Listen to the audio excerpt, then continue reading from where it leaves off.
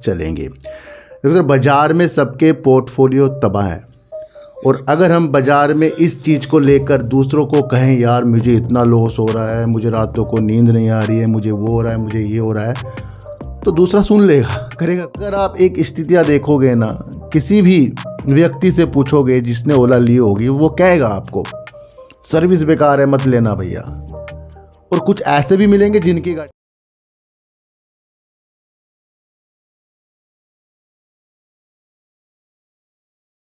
नमस्कार, मैं स्वागत करता हूं आपका अपने ही चैनल पर जिसका नाम है सार्थक बाजार से। आज हम बात करेंगे ओला की। ओला के अंदर दो अपडेट हैं, एक निगेटिव एक पॉजिटिव। दोनों चीज़ों को समझेंगे और निगेटिव से पॉजिटिव हम कैसे समझ सकते हैं उस चीज़ को भी आज मैं आपको समझाऊंगा।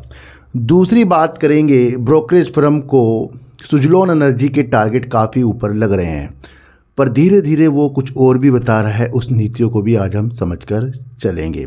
देखो बाज़ार में सबके पोर्टफोलियो तबाह हैं, और अगर हम बाज़ार में इस चीज़ को लेकर दूसरों को कहें यार मुझे इतना लॉस हो रहा है, मुझे रातों को नींद नहीं आ रही है, मुझे वो हो रहा है, मुझे ये हो रहा है, तो दूसरा सुन लेगा, करेगा कुछ नहीं। तो इसलिए किसी को भी क्या बताना है दुख के बारे में अपना, जिस दुख के कारण आपको साफ नज़र आ रहे हैं कि वो युद्ध से हो रहा है, उस दुख का कारण खुद को टेंशन और दूसरों को बताकर फिर उसकी सलाह से कहीं हम अपनी एग्जिट कर दें चीज़ों को, तो ये प्रॉब्लम हो जाएगा। तो अपनी स्थितियों को सबसे पहले आपको ध्यान रखना है। जीवन हो या शेयर बाजार या कोई सी भी ऐसी स्थितियां हो जहां आपको अपने दुख का निपटारा खुद करना पड़ेगा। जिस दिन आप इस नीतियों को समझ गए आपको बहुत कुछ अच्छा लगेगा। देखो सर, ओला का शेयर अब इस मुकाम पर है कि वो सबसे निचले स्तर पर पहुंच चुका है। इसके अंदर काफ़ी प्रॉब्लम तब आई जब ओला की सर्विस के अंदर प्रॉब्लम आई। एक कारण ये था कि ओला की गाड़ियां नंबर 1 पर चल रही थी, 10 लाख कस्टमर इसके अभी भी मौजूदा हैं। पर अगर आप एक स्थितियाँ देखोगे ना, किसी भी व्यक्ति से पूछोगे जिसने ओला ली होगी, वो कहेगा आपको सर्विस बेकार है, मत लेना भैया। और कुछ ऐसे भी मिलेंगे जिनकी गाड़ियाँ बिल्कुल सही हैं। तो ये जब 10 लाख कस्टमर हैं, इसके अंदर सारे के सारे प्रॉब्लम में नहीं है, कुछ के साथ प्रॉब्लम हुई है और उसके चीज़ें केस भी चल रही हैं उसमें, और उसमें सुधार के लिए कंपनी कुछ ना कुछ करती जा रही है। जब कंपनी का शेयर इस मुकाम पर पहुंच गया है, इस वक्त कंपनी अपने को खड़ा करने के लिए काफ़ी जहदोजहद कर रही है। अभी इन्होंने 10 लाख कस्टमरों को खुश करने के लिए क्या किया था, पुराना लाओ नए में छूट ले जाओ। उसका क्या करना है, उसका भी हमें आंकड़ा देखना है। जो भी चीज़ ओला को अच्छा करेगी वो कस्टमर के रिव्यू से करेगी। मतलब कस्टमर अगर अच्छा रिव्यू देगा, अच्छी चीज़ बताएगा, तब ओला की स्थितियाँ अच्छी हो जाएगी। मान लो मेरे पास एक ओला की गाड़ी है, मैंने ओला की गाड़ी को लेकर मुझे कुछ दिन चलाकर प्रॉब्लम मेरे सामने आ गई और मैं ओला के शोरूम पहुंच गया। उन्होंने मेरे समाधान किया नहीं, मैंने कंज्यूमर कोर्ट में ये चीज़ें कर दी। अब कोर्ट ये कर देगा, ओला को नोटिस भेजेगा, भैया इसको इतना पैसा दो और इसकी गाड़ी को सही करो, है ना। और अगर ओला ने ये स्थितियों को भाप कर गाड़ी सही कर दी ना, मुआवजा दे दिया और गाड़ी की सर्विस कर दिया, अच्छा कर दिया, तो वो व्यक्ति क्या कहेगा, यार अब तो सही हो गया, बढ़िया चल रहा है। आगे उसकी गाड़ी में कोई प्रॉब्लम नहीं, क्या होगा, 4 जनों को और बताएगा भैया ओला ने अपनी सर्विस सही कर दी है। तो ओले की छवि कैसे सुधरेगी, कस्टमर ही सुधारेंगे। बहुत बड़ी नीति बता रहा हूँ, आगे इसके बारे में मैं आपको समझा कर चल रहा हूँ। कस्टमर ने ही ओला को नीचे करा है और कस्टमर ही इसको अच्छा करेंगे। पर कस्टमर ने जब इसको नीचे करा था ना, तो ओला ने उस पर ध्यान नहीं दिया था। सबसे बड़ी गलती ओला की ये थी कि अगर इन्होंने अपनी गाड़ी बेची है तो सर्विस भी इनको अच्छी करनी पड़ती। पर ये क्या कर रहे थे, ये 4000 स्टोर खोले जा रहे थे, मॉडल लाए जा रहे हैं और उसमें प्रॉब्लम होती जा रही हैं। तो यहाँ से खेल बिगड़ गया। जब सर्विस नहीं हो रही थी तो प्रॉब्लम आ रही, फिर वो सारी की सारी चीज़ें आपको यूट्यूब रील में देखने को मिली, जहाँ पर ओला की गुडविल पर फ़र्क पड़ा है। पर ओला ने ये गलती मान ली थी। मैं बहुत अलग तरीके से बता रहा हूँ। अब ओला इस मुकाम पर है जहाँ खुद को सुधार कर अब अच्छी अच्छी चीज़ें आ रही हैं।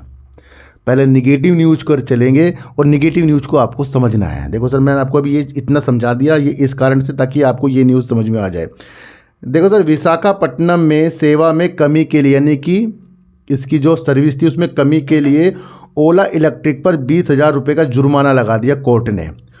तो अगर कोर्ट ने ये जुर्माना लगा दिया, उसने कहा कि मानसिक तौर पर जो कस्टमर को प्रॉब्लम हुई है उसके लिए 20,000 रुपये का मुआवजा दिया जाए, और ये भी आदेश दिया है कि वाहन को सुचारू संचालन को सुनिश्चित करने के लिए ई स्कूटर में 200 को ठीक करने का भी निर्देश दिया है। देखो सर, अगर यहाँ पर कोर्ट ये कह देता कि आपको इतनी तगड़ी पेनल्टी लग रही है, आपके स्टोर बंद कर देंगे, ये कर देंगे विशाखापट्टनम में, और आपने ये कस्टमर को प्रॉब्लम पे डाल दिया, पर यहाँ 20,000 रुपये का जुर्माना, बाकी कोर्ट की जो फीस थी उसमें 10 यानी करीब 30,000 का, और आगे क्या कहा है, जो भी कमी है ओला उसे पूरा करे। अब ओला को यहाँ पकड़ मिलनी चाहिए। देखो सर, ये चीज़ कोई सोच नहीं सकता, मैं आपको वो बता रहा हूँ। ओला इस चीज़ को अगर सही कर देगा अपने कस्टमरों को, चीज़ों को जो कोर्ट ने भी कहा और वैसे भी कहा है, तो यहाँ क्या होगा, ओला मजबूत हो जाएगा। ये है निगेटिव न्यूज़, पर कोर्ट ने कहा ना कि गाड़ी सही करके दो। कोर्ट ने ये तो नहीं कहा है कि गाड़ी का सारा पैसा दे दो, अपना शोरूम बंद कर दो, वो निगेटिव होती। कोर्ट कह रहा है सही करो। और अब ओला को अपने को बहुत मजबूत करना पड़ेगा, गाड़ियों को जल्दी से जल्दी सही करना पड़ेगा, और अगर इसने एक बार सही कर दिया तो भैया मैं आपको बता रहा हूँ ओला मजबूती की तरफ जाएगा। ये तो थी नेगेटिव में पॉजिटिव ढूंढ लिया, पर कुछ लोग इसको भी नेगेटिव समझ कर ही चलेंगे, पर आगे कुछ अच्छा इसके अंदर हो सकता है। अब ओला की जिम्मेदारी है ना भैया, जो कोर्ट ने कहा है। तो सर एक चीज़ आप समझो, एक न्यूज़ हमारे सामने आ रही है, ओला इलेक्ट्रिक ने 10,000 रुपये के लाभ के साथ चैंपियन महोत्सव की घोषणा की है। ये पहले घोषणा नहीं है, इस न्यूज़ को समझो कि ओला ने वर्ल्ड कप जीतने के बाद, अब ये वर्ल्ड कप जीता ना, तो इसने घोषणा की कि 3 दिन और एक्स्ट्रा इसकी कोई स्कूटर या बाइक को खरीदेगा तो उसमें 10% की छूट है। वो इसलिए कि चैंपियन ट्रॉफी हमारे घर में आ गया है, उत्सव महोत्सव बनाया जा रहा है, इसलिए इन्होंने चीज़ों को करा।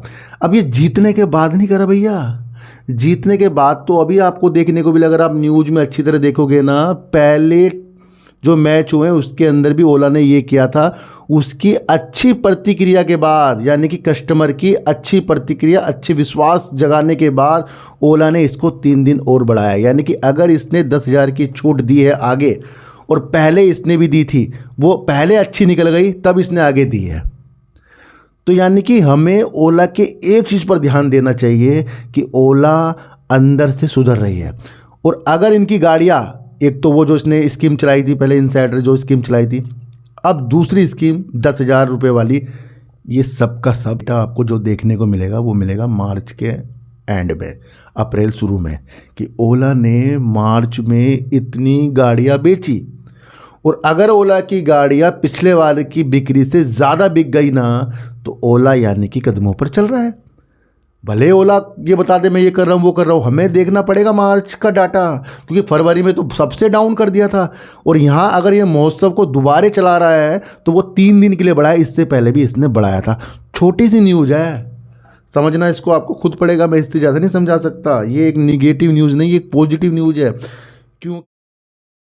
क्योंकि हमारे मैच महोत्सव को देश भर के प्रशंसकों से अविश्वसनीय प्रतिक्रिया मिली है, तब जाकर इन्होंने ये चीज़ों को किया है। तो थोड़ा समझा ही दूँ, ओला इलेक्ट्रिक के एक प्रवक्ता ने कहा कि ये पहला टूर्नामेंट के फाइनल के दौरान आयोजित कंपनी के पिछले मैच महोत्सव अभियान के दौरान मिली शानदार प्रतिक्रिया पर आधारित है।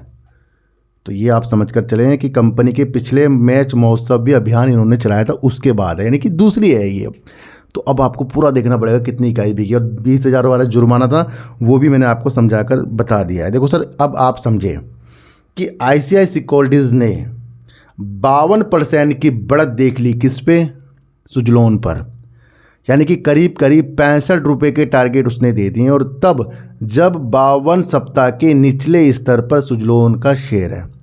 सुजलोन के बारे में अगर मैं आपको थोड़ा सा बताऊं तो इतना समझिए कि सुजलोन के पास बहुत सारी ऑर्डर बुक है, सुजलोन के पास अपने काम करने की क्षमता बहुत बढ़िया है, सुजलोन का टारगेट भी 2030 का है। दूसरा अगर मैं आपको बताऊं तो नवकरणीय ऊर्जा की तरफ अभी किसी लोगों का ध्यान नहीं जा रहा है, और ध्यान आपका जाना चाहिए वार के हिसाब से। कैसे कि अगर वार में तेल रुक गया तो क्या हुआ, नवकरणीय ऊर्जा को बढ़ावा मिलता है इससे।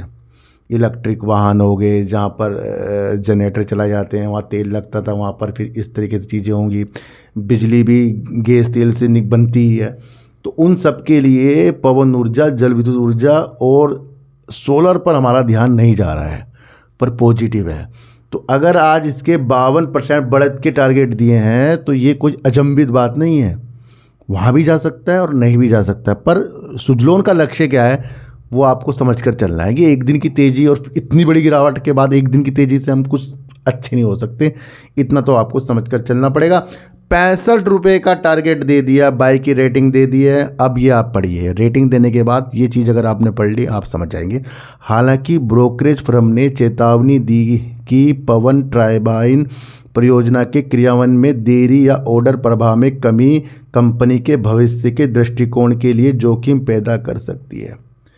कि अगर इन्होंने अपनी परियोजना को टाइम पर पूरा नहीं किया, ऑर्डर के चीज़ों को नहीं बढ़ाया, तो कंपनी के फ्यूचर में दृष्टिकोण ना जोखिम पैदा कर रही है। टारगेट के साथ एक लाइन इसने ये भी बोल दी है। तो क्या है, अपना दर्द किसी को सुनाना नहीं है, अपनी उलझनों को अपना आप सुलझाना है। चीज़ें आपके सामने आ रही हैं, ओला एक अच्छी मजबूती के साथ आगे, सुजलोन फ्यूचर की नीतियों के साथ आगे, सारी चीज़ें हैं। और कैसी वीडियो लगी आपको एक बार मुझे ज़रूर बताना। किसी को भी खरीदने बेचने की नीतियाँ मेरे चैनल पर बिल्कुल भी नहीं है, मेरा कोई टेलीग्राम कोई व्हाट्सएप ग्रुप नहीं है, ना ही आज तक मैंने बनाया है। तो सर सच्ची वीडियो देखिए, अच्छी वीडियो देखिए, समझ कर देखिए, चीटी को आटा दीजिए, गाय को रोटी दीजिए और अपने बच्चों को ज़्यादा से ज़्यादा प्यार कीजिए, क्योंकि बच्चे ही आपकी मासूमियत से किस्मत पलटेंगे। तो फिर मिलेंगे आपसे नई वीडियो के साथ, जब तक के लिए नमस्कार।